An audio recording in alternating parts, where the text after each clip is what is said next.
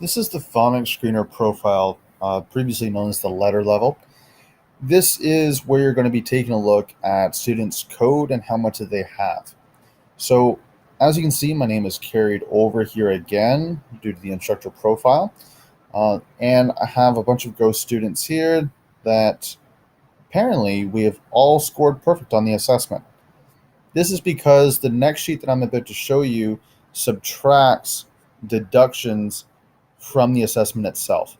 So before I go into that one, just know that there will be some subtraction that'll be going on here that will occur automatically based on this next sheet that is called Phonics Student. So you'll need to go over to Phonics Student. Once you're over to Phonics Student, you're going to see this. This goes all the way across the page, all the way over to long vowels and diphthongs. Now, this assessment or this page is what I use when I run the assessment. So I have the student who has a device, and I have my device turned to this page. The student is going to be on this page right here. They're going to be running this in present mode, and they simply tap the screen to go on to the next piece of code. As they are progressing, so am I through the document. You'll notice that there are some sounds further on in the code pack, for example, the Y in happy and fly, that have two unique slides in here, and that's to both prompt me and the student that that particular code has two different phonemes for it. So let me head back over to the screener here. So as I'm running through this, I begin with consonants, short vowels, and go on, but I'm going to speak about these two here for just another second. You'll notice that there is the full error, which equals X, and then in reverse, G equals missing grapheme and P equals missing phoneme. The reason why I have that one in reverse is because I want that one to stand out a little bit more. So as I'm going through this assessment, I do not know that C is actually the letter C, and that it does not, and I do not know that it makes a K noise, the one they were trying for them to pronounce. So I'm going to give myself a full error, meaning that I give them an X. As I continue on, I know that that's a G, but I don't know that a G makes a sound G. I only think it makes a J, which is not the sound that we are wanting them to say at that particular time. So I'm going to say that I am missing the phoneme for that one. I do not know that it makes the G noise. As I move on, missing phoneme is a very common one for Q. But let's say that I don't know what that letter is.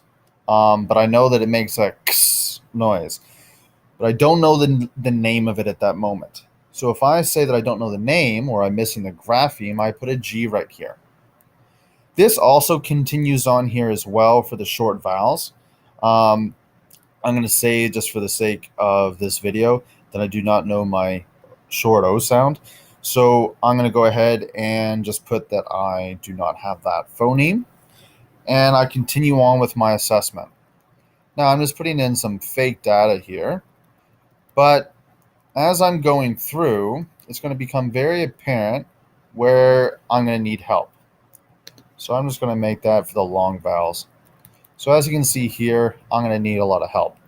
Now, this sheet is great for using for the assessment, but as you go to trying to make look at a class as in general, it can be a little bit difficult to do so, which is why you have the phonics class.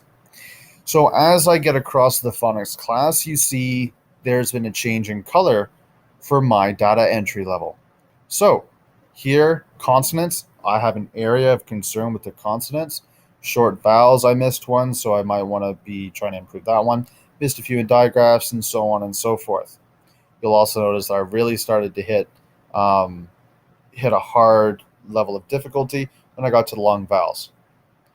Now, when I take a look at this screener here, I'm actually going to go back just for sake of discussion and remove that I didn't know what the Z was. So when I go back to phonics, you notice that has already changed over to a yellow. Now, this is where your professional judgment's really going to kick in. You could make an argument that a student is at long vowels because they are not in any troubled areas prior. I would beg to argue that the student is going to be at their short vowels. I want all of my students to ensure that they know their short vowels, and that is the key one for me.